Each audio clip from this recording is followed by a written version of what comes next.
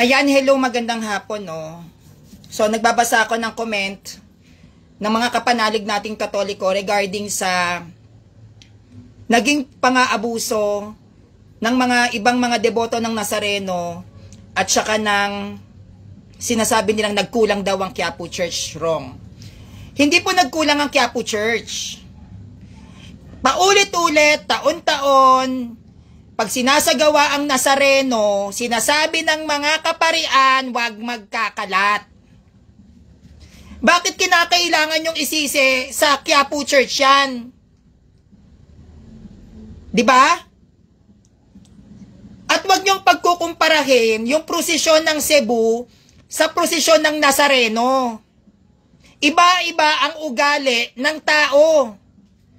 Tignan nyo, dito sa Maynila, kung pag-aaralan nyo ang mga tao dito, ang mga nasa Maynila ba, lahat Manilenya? Kung literal na Manilenya, ang pag-uusapan natin, dahil Manila ito, iba ang ugali ng Manilenya. Ang mga legitimate na Manilenya, social yan. May pinag-aralan yan. Dahil ang sentro ng Manila, kapag dating sa mga lehitimo na taga Maynila, ang focus niyan, edukasyon. Lahat ba ng nagkalat doon sa prosesyon ng Nazareno ay lehitimong taga Maynila? Lahat ba ng nagkalat doon sa prosesyon ng Quiapo ay Manilenya lahat, puro? Iba ang ugali ng Manilenya. Ako pure, taga Manila ako. Kaya alam ko yan. Ang mga taga Maynila, matataas ang pride. Lalong-lalo na sa kalinisan. Ang mga nagkakalat usually, hindi naman mga purong taga Maynila yan eh. Tignan nyo Makati City. Oh, ang Makati City, ang mga usually nakatira dyan, mga residente talaga ng Makati. Yung mga laking Maynila. Pero nakita nyo ang kalinisan ng Maynila. Hindi ba? Hindi natin pwedeng pagkumpara ang prosesyon ng Cebu, ganito. Ang prosesyon ng Nazareno, ganito. Hindi pa pwede. Dahil iba't ibang mga probinsya ang nagpupunta ng Maynila para magtrabaho. At yung mga nagpupuntang mga taga-probinsya para magtrabaho sa Maynila, iba-iba mga ugali niyan. At hindi natin pwedeng isisi sa simbahan na nagkulang ang Quiapo Church eh. Aminado naman sila eh. Saan sila nagkulang? Lagi silang nagbibigay ng abiso sa mga Katoliko na kapag may idadaos na prosesyon ng Nazareno, pakiusap, huwag kayong magkakalat. Pero ano yung pinupunto ko dito? Sinisisi nila sa simbahang Katolika. Simbahang Katolika ba yung nagkakalat? O yung bawat individual? Hindi ba?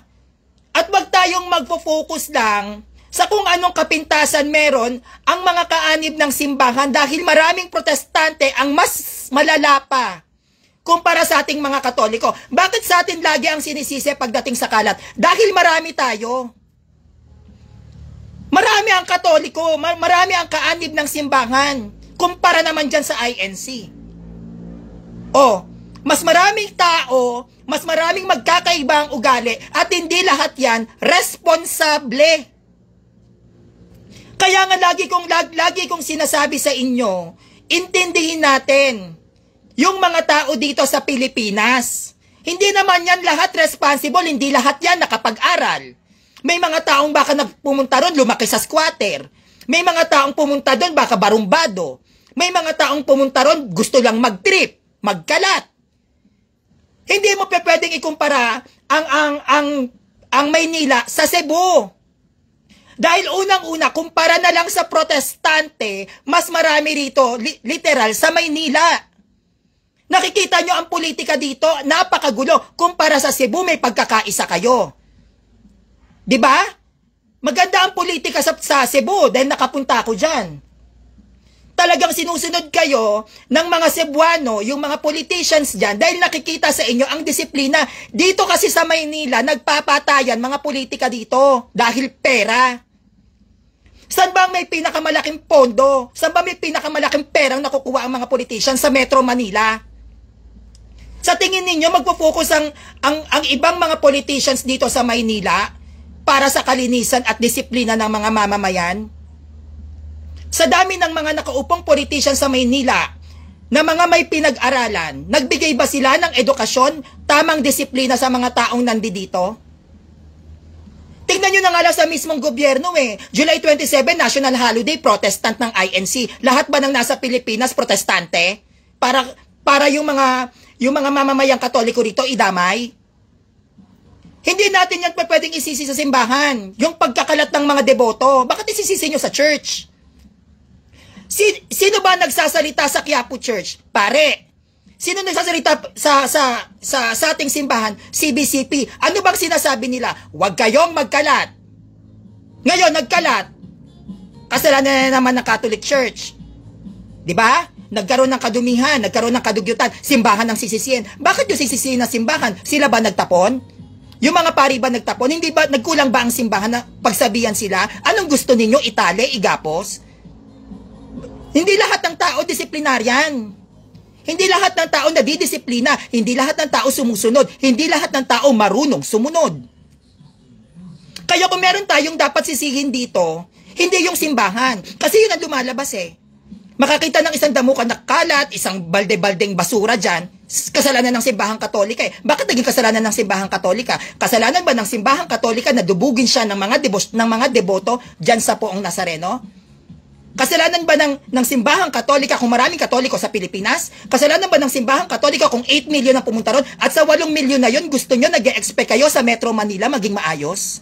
Metro Manila to, oy! Kung liberal lang, kung pamantayan lang ng liberal sa pag-iisip, walang tatalo sa Maynila, sa Luzon, Visayas, Mindanao, maraming liberated sa Pilipinas. At hindi lahat ng tao sa Pilipinas marunong sumunod. Yang Manila Bay, bakit ba dumumi? Yang Ilog Pasig, bakit dumumi? Dahil saan? Dahil lang ba sa Katoliko? Hindi. Dahil sa mga taong naninirahan dito sa Maynila. Kasi ang mga tao sa Maynila, matitigas ang ulo, hindi lang dahil sa Katoliko sila. May mga bagay na hindi na natin yan kaya pang kontrolin. May mga bagay na hindi tayo kontrolado na kahit sisihin natin yung mga deboto na yan, kung gusto nilang magtapon, may magagawa tayo. Ano, papatayin natin? Di ba wala naman?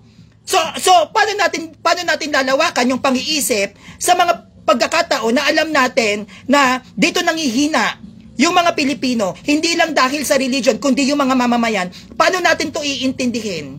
Siyempre, dedepensa tayo sa tax. Kasi kung lahat na lang isisisi sa tao, para saan pa yung pagbabayad ng buwis? Para saan pa yung trabaho ng gobyerno na linisin ang kalat ng kanyang sariling mamamayan? Kung ayaw nila ng kalat, edi maglagay sila doon bago magkaroon ng prosesyon ng Nazareno, maglagay sila doon ng mga placards, ang magtapon ng basura makukulong. Hindi ba dapat yun ang ginagawa ng gobyerno? Dapat magsabi sila para maging alerto yung mga tao dahil hindi naman lahat ng mga tao dito ay disiplinado. 8 million ang nasa Metro Manila, Quiapo yan. Ilan na mga nagtitinda dyan? Bakit? Kapag wala bang Nazareno na prosesyon, walang kalat? Kapag ba walang nagdadaos dito ng isang tradisyon ng ating simbahan, walang kalat, meron pa rin naman, di ba? At saka bakit araw-araw ba yung Nazareno? Yan bang nagaganap na yan na pagkakalat araw-araw? At alam nating taon-taon may kalat, sino ba dapat ang maghanda sa basura? Quiapo Church? Yung dinadaanan ng karosa ng Nazareno, dapat maglalagay tayo lahat doon ng basurahan. Sino ba dapat maglagay ng basurahan sa bawat kanto? Hindi ba't gobyerno? Hindi ko ini-spoiled ang mga deboto. Malaki talaga ang pagkakamali ng deboto, pero mali na isisiyan sa Quiapo Church. Mali na isisiyan sa simbahan. Bakit yung sisisihin ng simbahan? Walang tinuturo ang simbahan na magtapon ka ng basura kung saan-saan. Pero binibigyan ko rin naman din ng justice na pinupula ng mga protestante sa ating mga Katoliko tuwing nagdadaos yung maraming basura. Sino ba dapat sino ang may trabahong magsinop ng basura sa Quiapo pagtapos ng Nazareno? Sige.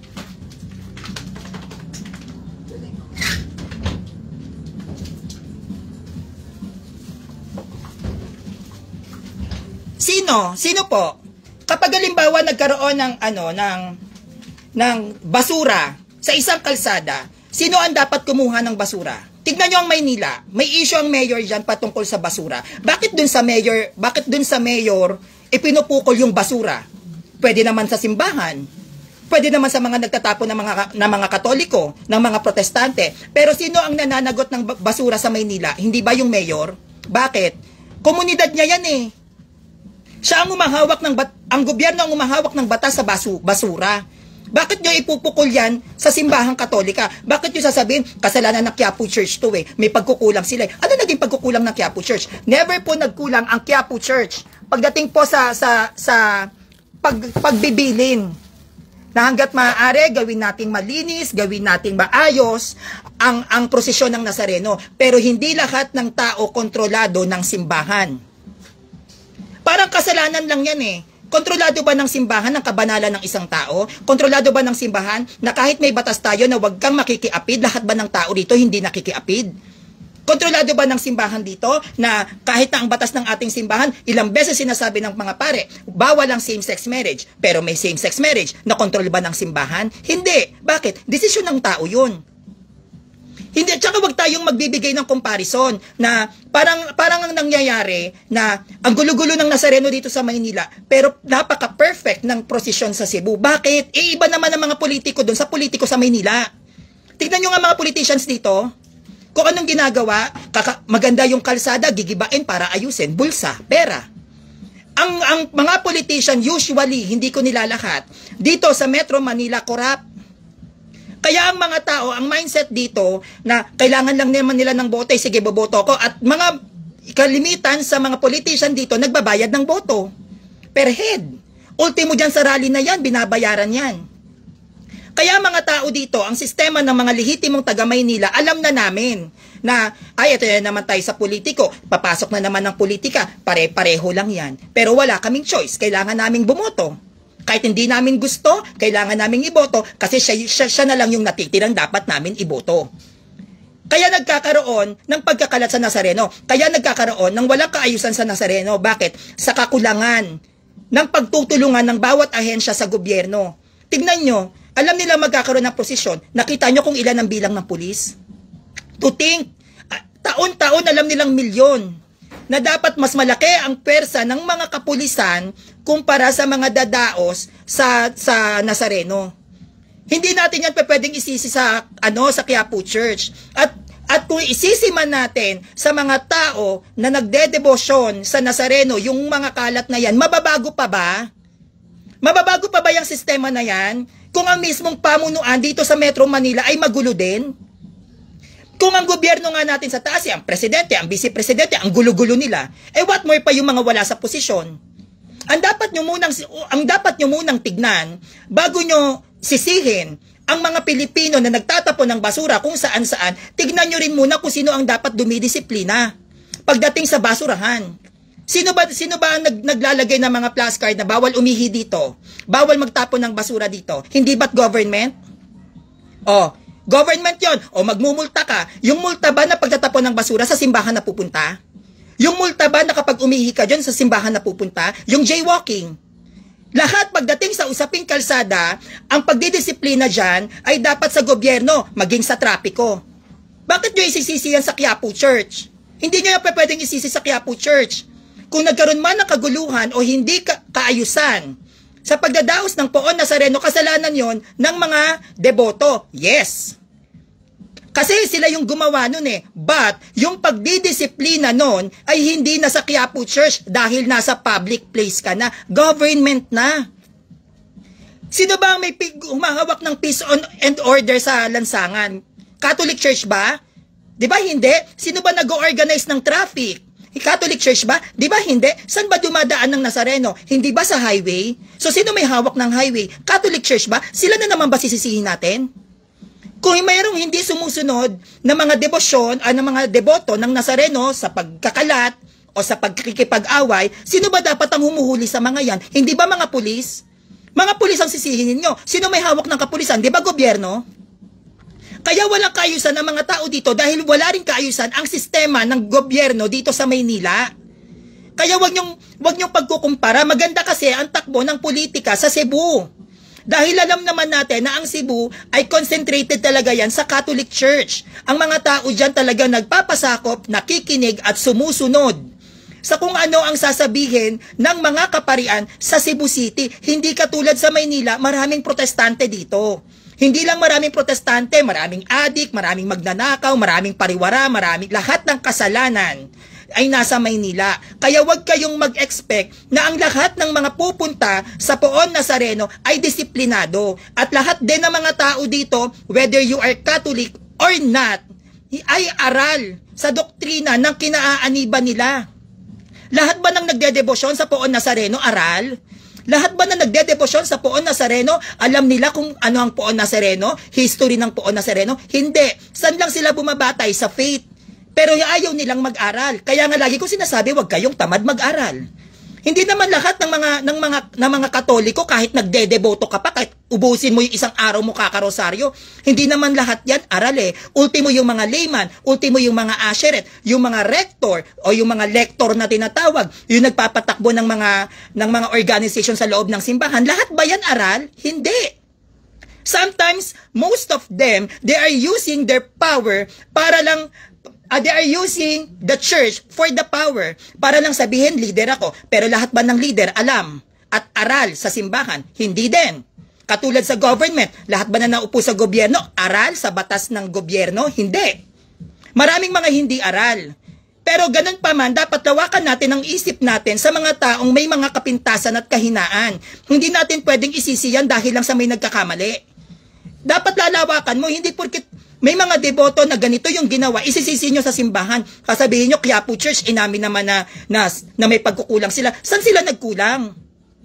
Hindi naman nila kontrolado ang 8 milyon. 8 milyon yun. Kung sakali man na nasa Cebu, maganda ang inyong prosesyon doon, maganda ang Senior Santo Niño, dahil yon sa nakikiisa ang mga tao sa gobyerno, hindi lang sa simbahan. Sumusunod sila sa patakaran at plataporma ng namumuno sa gobyerno sa Cebu at sa simbahan. Dito kasi hindi ganun, maraming pasaway dito. Kahit sabi mo pang konsehal ka, kapitan nga dito sa Maynila, di ba? May babae. Manood kayo ng tulpo. Kung hindi may babae, corrupt. Sa tingin nyo, ang mga lehitimong taga Maynila maniniwala sa ganong klaseng kandidato, sa ganong klaseng namumuno? Hindi. Kaya minsan, kahit anong salita ng mga nasa pwesto rito, hindi pinakikinggan ng tao kasi nga corrupt. Kaya wag kayong magbibigay ng comparison kasi dahil dyan sa comparison na yan, kaya nagkakaroon ng dibisyon na sinasabi, buti pa tong Cebu, etong Maynila, ganito. E di ang mangyayari dyan, mas okay pa tong Santo Niño kesa sa Nazareno . Anong mangyayari sa Poon ng Nazareno? Nababastos. Walang kamalay-malay yung Poon Nazareno sa pagkakamali ng mga nagdedeboto sa kanya. Ultimo yung Nazareno, yung kanyang kapistahan, nakukumpara. Kailangan ba yatin niyang ipagkumpara? Kailangan ba nating sabihin kung ano yung mas maayos at kung ano yung mas maganda? Kailangan ba nating alamin kung ano yung mas maraming bilang? Kailangan ba nating alamin kung sino yung mas kinikilala na kapistahan dito sa Pilipinas? Di ba hindi? Dahil parehong kapistahan ng simbahang Katolika yan. Pero maling-mali na magkakaroon tayo at magbibigay tayo ng comparison na mas maayos ang sa Cebu kesa rito sa Maynila. Dahil magkakaiba ng pamunuan na namumuno sa bawat gobyerno batay sa lugar kung saan tayo nakatira. Lalawakan natin ang pangunawa natin. Hindi porket nagkakamali ang isang deboto o isang mananampalataya sa loob ng simbahan, simbahan na may kasalanan. Bakit nyo sisisihin ng simbahan? Sinabi ba ng simbahan na gawin nila yon? Pero binibigyan ko lang din ng katarungan sa mga pumupukol na protestante na ang Catholic Church pabaya. Paano tayo magiging pabaya? Paano yung mga tax na binabayad nga naman ng mga tao? Bago tayo mag-react sa isang sitwasyon na alam natin na ito ay magli-lead para sa isang misunderstanding concept, sa isang pinag-uusapan, isipin din muna natin kung sino ba talaga ang may kasalanan, yung government o yung mga tao.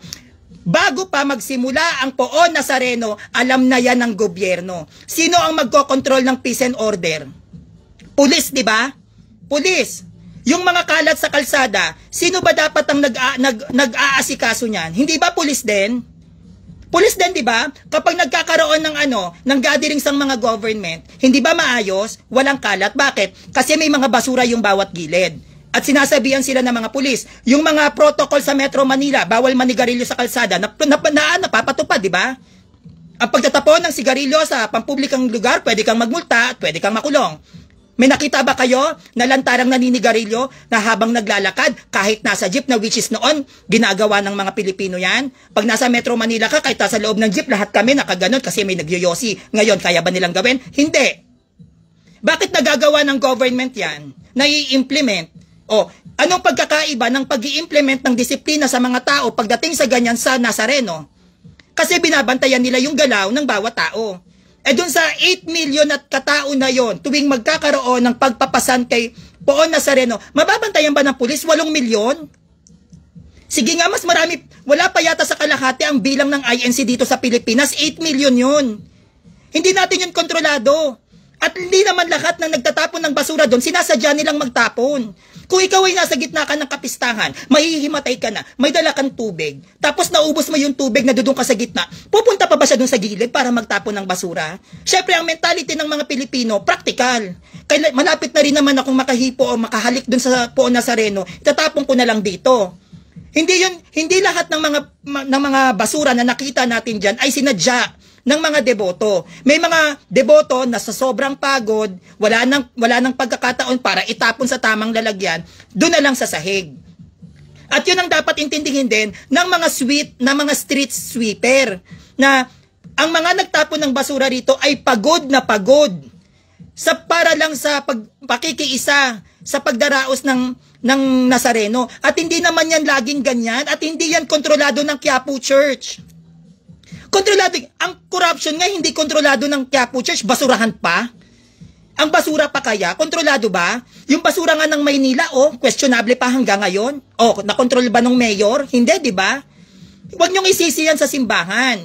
Ang basura ay problema ng lipunan na saklaw ang gobyerno, hindi ng Catholic Church. Pero ang Catholic Church, kahit ang Quiapo Church, ay hindi yan nagkukulang para pagsabihan ang mga nagdedeboto na itapon nyo ang inyong basura sa tamang lagayan. Kaya lang, dahil sa init, dahil sa sikip, sa gutom, sa pagkahilo, hindi na nila na itatapon sa tamang lagayan ang kanilang mga basura.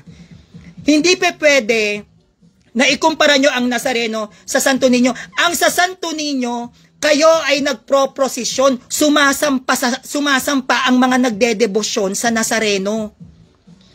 Tingnan nyo nga yung pagkakaiba ng kinukumpara nyong prosesyon ng Cebu ngayon sa prosesyon ng Nazareno. Ano bang ginagawa ng Nazareno? Humahawak sa lubid.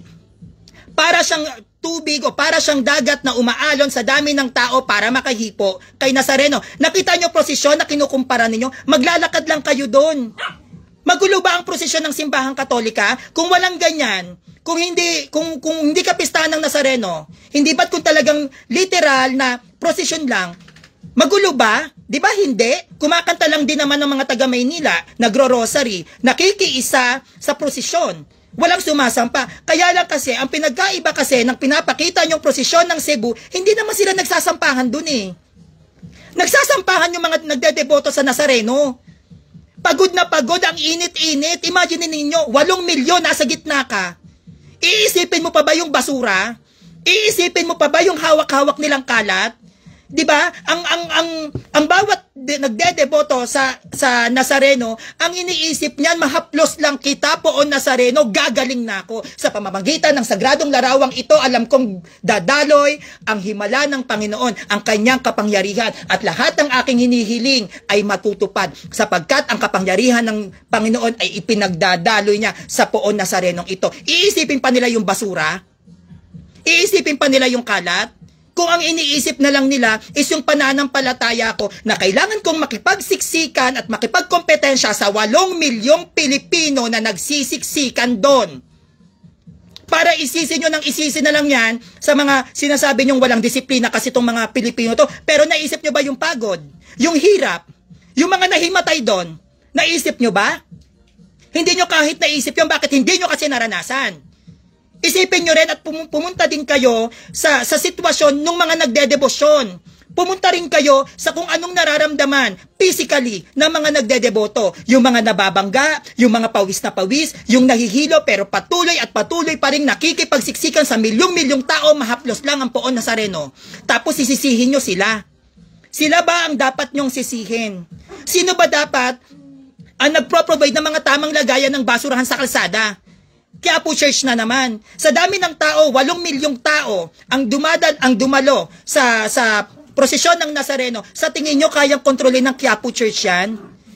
Magpasalamat na lang din tayo. 'Di ba dapat ganun ang isip eh. Thankful ako bilang isang Cebuano, maayos na naipapatakbo ang prosesyon ng Santo Niño. Pero hindi nyo dapat yan pinagkukumpara. Walang sino man ang dapat ipinagkukumpara ang tradisyon ng simbahang Katolika. Wala kayong pinagkaiba sa mga heretiko na pinagkukumpara ang traditional Latin Mass at ang Novus Ordo Mass. Mga impokrita kayo, mga ingrata kayo, para ipagkumpara ninyo yung sistema ng Nazareno sa sistema ng Santo Niño. E di ipagkumpara nyo na rin yung traditional Latin Mass at Novus Ordo Mass.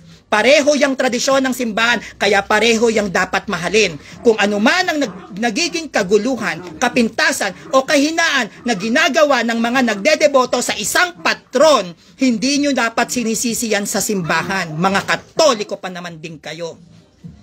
Anong klaseng mga Katoliko to? Dahil lang sa pagkakamali ng mga nagdedeboto, ang isisisi natin, Quiapo Church. Pero hindi nyo naisip kung ano ang nararamdaman ng mga deboto doon. Siguro naman na-televise yan. Nakita nyo ba yung mga nahimatay? Naiisip nyo ba kung ano ang naramdaman ng mga taong nahimatay doon? Yung mga taong napuluputan ng lubid sa leeg hanggang sa mawalan ng buhay.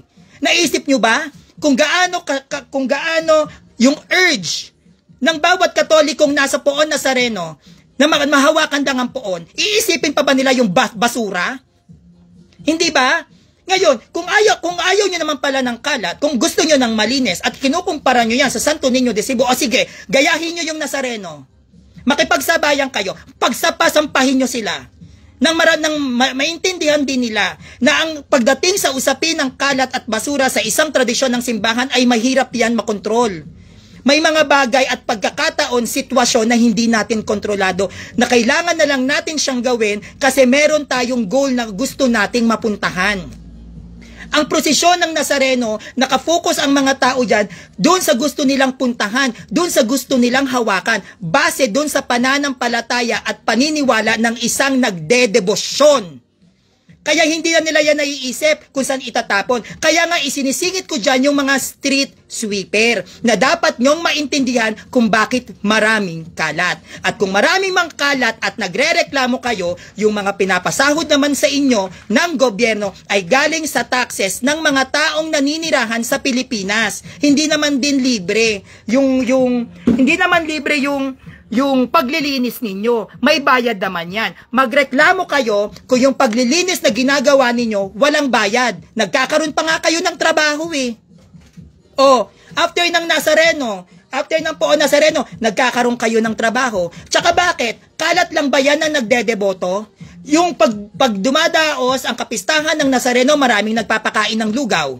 Maraming nagbibigay ng mga mineral water sa mga pagod na pagod at kapos na kapos sa paghinga. Dahil sa init ng araw, maraming nagbibigay ng pagkain ng mga Katoliko. Naglalagay din ba sila ng basurahan? Hindi. Bakit? Hindi kasi na nila kontrolado yung crowd. Paano ka maglalagay ng basurahan sa gitna ng 8 milyong taong nag-aagawa na makahipo kay Poon Nazareno? Utak! Sa tingin nyo ba, makakapaglagay ka ng isang malaking drum ng basurahan sa gitna ng 8 milyong tao? Kahit sa concert kayo pumunta, no, hindi dito sa Pilipinas, sa mga noon pang mga concert na talagang dinudumog ng maraming tao at dun mismo sa open field nangyayari ang concert, umaalis sila ng maraming kalat. Bakit? Sa dami ng tao. Sa dami ng tao na gusto nilang mahawakan yung kanilang iniidolong singer. Hindi na kontrolado yon. Kaya dapat intindihin natin yan. At saka huwag kayong magko-comparison ng Cebu at ng Maynila pagdating sa prosesyon at sa kapistahan. Wala kayong pinagkaiba sa mga taong galit sa Novus Ordo Mass. Hindi yan pwedeng ipagkumpara. Talaga magagalit ako at magsasalita ako.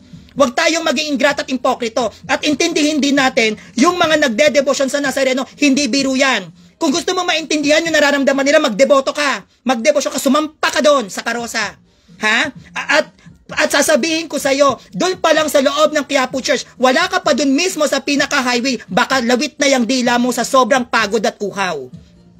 Baka yung sikmura mo, kumakalam-kalam na, mahawakan mo lang yung gusto mong mahawakan. Kaya lahat nga, gaya nga ng sabi ko, yung pagtatapon ng basura na nagaganap sa Poon Nazareno, hindi lahat yon sinasadya. Hindi lahat yon kasalanan ng mga deboto dahil meron silang gustong mapuntahan. Nag-uunahan ang bawat deboto na mahawakan ng Poon Nazareno. Yun ang goal nila. Kaya maraming basura. Dahil sa sobrang init at pagod, sa pagdedebosyon sa ganyan, sa Nazareno, hindi na nila namamalayan na nakakapagkalat na sila, na yun ay dapat wag nating ipagdamot at dapat nating ibigay na mas malawak na pangunawa sa mga Katolikong Pilipino na nagmamahal sa Poon Nazareno. Kaya wag kayong ganyan. Wag kayong masyadong righteous na porket ikaw, alam mo kung paano magtapon ng kalat sa basurahan. Thank you Lord, tinuruan mo ako ng disiplina. Pero hindi lahat ng Pilipino alam ang salitang disiplina. Na yung mga tao na yan na hindi alam ang tamang disiplina na dapat binibigyan natin ng pangunawa na okay, kaya siguro siya ganito kasi hindi siya naturuan. Thank you Lord, at least ako, lumaki akong maayos. Hindi katulad ng mga debotong ito, tapon dito, tapon dyan. Nako, hindi na natin kontrolado yan. At talagang hindi yan makokontrol. Hindi yan matatapos. Sa 8 milyong taong nagsisiksikan, kapag ikaw ay nasa gitna, pupunta ka pa ba ng basurahan? Kalimitan pa sa mga mineral dyan, yung iba dyan binabato sa sobrang init dahil ang daming nahihimatay. Kaya nga yung iba dyan, may mga tubig pa ng bumbero dyan noon eh. Sa sobrang tindi ng init, sa sobrang tindi ng pressure. Halos mahimatay na, yung iba namatay pa. Tapos ang sisilipin nyo, kalat. Ni hindi nyo sinilip ang puso ng bawat nagdedebosyon sa Nazareno. What kind of Catholic are you? Tapos ikukumpara nyo yung prosesyon ng Cebu, yung prosesyon ng Nazareno. Tama ba yon? Yung prosesyon na pinapakita nyo, di naman sila nagsasampahan eh. Yung prosesyon na nakikita nyo sa Nazareno, noon na yan. Noon nang ganyan yan. Ngayon pa kayo nanibago, 2025. Talaga ba?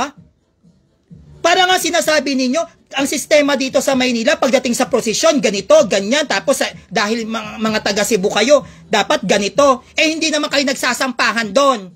Pagsampahin nyo lahat ng mga tao doon, tignan lang natin kung makokontrol yan ng mga pulis. Kaya nga kayo may line up eh, kasi prosesyon. Ang sa amin, ang prosesyon may pagsasampa. Sasampa ka, magpapakit ka, magla-line up ka. Baka mamaya nakapasok na yan sa Poon Nazareno, lahat ng taong gustong humawak, hindi pa nakakahawak. Hindi naman ganyan ang sistema ng Nazareno rito sa Maynila. Ang sistema rito sa Nazareno sa Maynila, sa mga nagdedebosyon, basta't mahawakan mo ang poon. Kung meron man silang mga matagal nang ipinapanalangin, yung iba dyan namamanata, basta mahawakan ko, wala akong pakialam kung sinong mabangga ko, kung sinong babalyahin ko, mahawakan lang kita. Malamang paunahan yan, anong magiging ganap? Gulo. Kaya maraming nag-aaway-away. Bakit? Sa init, sa pagod, sa gutom. Na yun ang dapat nyo ring isipin. Na nakakakita tayo na nagrarayot, nagbabangayan. Mamaya yung isa doon nabalya, nasiko, nang hindi naman sinasadya. Dahil nag-uunahan doon sa Poon Nazareno, nagkapikunan, nag-away. Dahil sa tindi ng init, sa tindi ng gutom, sa tindi ng uhaw. Tapos ang sisilipin nyo lang, yung kalat. Na hindi nyo man lang tinignan ang bawat puso na nagdedeboto doon sa prosesyon ng Nazareno. Matuto tayong maging balanse. Matuto tayong gumitna. Huwag tayo puro tingin na lang sa kapintasan na nagagawa ng ating simbahan. Dahil ang bawat pagkakamali ng simbahan may dahilan kung bakit nagagawa yan ng mga kaanib. Not the Catholic Church itself. May dahilan yan kung bakit may nag-aaway, kung bakit nagtatakbuhan ng ang mga nagdedeboto, hindi na makontrol ng mga pulis. May dahilan yan. Kaya wag lang tayong tingin ng tingin at bira ng bira dahil lang sa feeling nyo, perfecto kayo. May mga dahilan yan kung bakit nila nagagawa yan. At yung mga dahilan na yun, ang dapat nyo munang alamin kung bakit nangyayari yun at saka kayo manghusga. Hindi yung nakita nyo lang yung mga bagay na hindi sa inyo pabor, husga kayo ng husga. Tanungin nyo muna, bakit mo ginawa yan? Bakit nga ba nagkagulo? Bakit nga ba maraming kalat? Ano nga ba ang nangyari doon mismo sa loob ng nagaganap na prosesyon sa Nazareno? Hindi yung buga kayo ng buga, kuda kayo ng kuda. Nagayto yung mga deboto, walang disiplina, walang ganyan. Bakit? Nandudun ka ba? Alam mo ba yung pakiramdam ng mga nagdedebosyon doon sa Quiapo Church? Alam mo ba yung pagod? Naramdaman mo ba kung paano sila nahihilo? Naramdaman mo ba yung gutom? Naramdaman mo ba yung iyak nila na pag nanais silang mahawakan nila ang Poon Nazareno pero hindi nila magawang mahawakan dahil sa 8 milyong nakaharang sa dinadaanan nila? Ngayon yung sa akin sabihin, na dapat nyo ipagkumpara ang prosesyon ng Cebu sa Nazareno. Huwag tayong ganon. Lagi tayong titignan din natin yung nararamdaman ng bawat nagdedeboto rito sa Maynila, dyan sa Quiapo. At huwag niyong sasabihin na aminado naman tong Quiapo Church na malaki ang pagkukulang. Sa tingin nyo ba, kakayanin ng Quiapo Church na pagsabihan ang 8 milyong tao na huwag kayong magtatapon ng basura? Lahat ba ng 8 milyong yan, araw-araw nagsisimba sa Quiapo? Nagsisimba sa Quiapo? Layang 8 milyon ba na yan? Talagang taga Maynila lang? Baka mamaya meron pang galing dyan taga Cebu, galing taga Davao, galing sa Visayas, galing sa Mindanao, para lang ma-experience, maranasan kung ano ang pakiramdam ng pamamanata sa Poon Nazareno, nagpuntahan sa Maynila. Tapos ang sisek, Quiapo Church. Kaya ba ng Quiapo Church ang pasunurin yung 8 milyon na yan? Lahat ba ng mga Katoliko dito kayang sumunod sa plataforma ng Simbahang Katolika? Lahat ba ng mga Katoliko dito sa Pilipinas sumusunod kayo sa batas at utos ng ating simbahan? Di ba hindi naman? Kaya wag yung sisisihin ng simbahan. Kung may pagkakamali man ang mga Katoliko o may kahinaang mga nagagawa, kapag dating at dumarating ang tradisyon ng ating simbahan, yun ay dahil tao sila. Wag kayong perpekto. Perfect ba pangalan mo? Perpekto ba ang apelido mo? Para na lang lahat na lang ng sisi kapag may isang taong nagkakamali, simbahan ang may kasalanan. Simbahan, ganito ang simbahan. Lagi na lang simbahan. Pero kahit kailan, hindi nyo man lang sinisi ang mga sarili ninyo kung ano rin ang mga naging pagkakamali ninyo sa simbahan. Kaya tigil-tigilan ninyo ang pagkukumpara ninyo sa prosesyon ng Cebu at prosesyon ng Nazareno dahil hindi ko pahihintulutan na ang mismong mga kaanib ng simbahang Katoliko ang magiging dahilan para magkaroon ng dibisyon na naman sa pagdadaos ng mga tradisyon ng simbahang Katoliko, lalo na pagdating sa kapistahan natin dito. Anuman ang dami o bilang ng Nazareno, anuman ang dami o bilang ng Santo Niño, yan ay parehong tradisyon ng ating simbahang Katolika na dapat pareho nating tinatangkilik at ipinagmamalaki. Wala kayong dapat pagpilian. Mga ingrata, impokrito na mga Katoliko lamang ang magsasabi na mas maganda to kesa dito, dahil ang lahat ng kapistahan, tradisyon ng ating simbahan, lahat yan ay magaganda dahil yan ay mayaman sa kasaysayan, kultura, at yan ay galing sa tradisyon ng mga sinaunang Kristiyano. Kaya huwag kayong magko-comparison kung anumang mga kapistahang nagaganap sa Pilipinas. Yan na naman, magsisimula na naman kayo dyan. Kaya tigil-tigilan nyo ang pagbibigay ng issue sa bawat kapistahan sa Pilipinas. Kapag kapistahan ng simbahang Katolika, lahat yan yayakapin mo kasi Katoliko ka. Impokrita lang ang namimili ng mga papasukan na kapistahan ng simbahang Katolika. If you are truly a Catholic member, lahat ng tradisyon ng simbahang Katolika, yakapin mo kasi Katoliko ka. Nagkakaintindihan po ba tayo?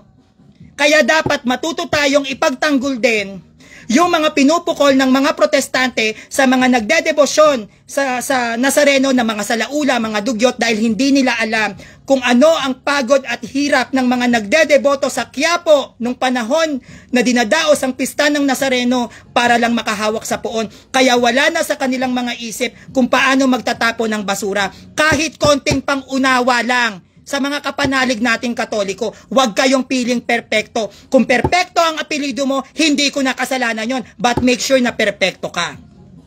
Bago mo sitahin ang pagkakamali ng isang tao, tignan mo muna ang sarili mo kung perpekto ka. At pangalawa dito, tignan mo rin ang dahilan kung bakit nangyari yon. Hindi dahil lang sa hindi ka pabor, huhusgahan mo na yung tao. Kinakailangan alamin mo, bakit nga ba maraming kalat? Ano bang naging ganap at eksena sa panahon na nagdadaos ng prosesyon sa Nazareno? Tignan mo ang mukha ng mga tao, tignan mo ang ginagawa ng mga tao, at saka ka manghusga, bakit makalat doon sa pinagdadausan ng Nazareno na yan. Kaya sana nagkakaintindihan tayo, ha? Wag niyong kunin ang pikon ko. Wag niyong kunin ang gigil ko. Maging ano tayo, open-minded tayo. Wag tayong laging puro na lang sarili natin ang ikukumpara natin dahil hindi sila ganon. Hindi porkit matino ka at hindi siya matino. Hindi porkit feeling mong maayos ka at hindi siya maayos. Ang tingin mo na doon masama. Ang tingin mo na doon mali. May mga dahilan kung bakit meron tayong pagkakaiba. May mga dahilan kung bakit nila ginagawa yan.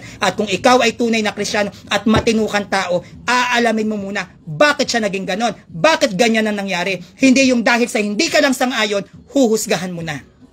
Sana po nagkakaintindihan tayo, no? So once again, ako po si Sanrio, no? Nagbigay lang ako ng konting komento doon sa mga nabasa kong comment kanina, medyo na bad trip ako. At sana po naintindihan nyo ako. Alam nyo naman, pagdating sa usaping simbahan, talagang kumukulo ang dugo ko sa mga tao na pilit binubutasan ang mga nangyayari at kaganapan sa loob ng ating simbahan. Tandaan natin, we are not perfect. And because of that imperfections, kailangan nating magbigay din ng pangunawa sa nagagawang pagkakamali ng ibang tao. Huwag kang feeling righteous. Baka mamaya ikaw pa ang mauna na masunog sa dagat-dagatang apoy na tinatawag nating impyerno.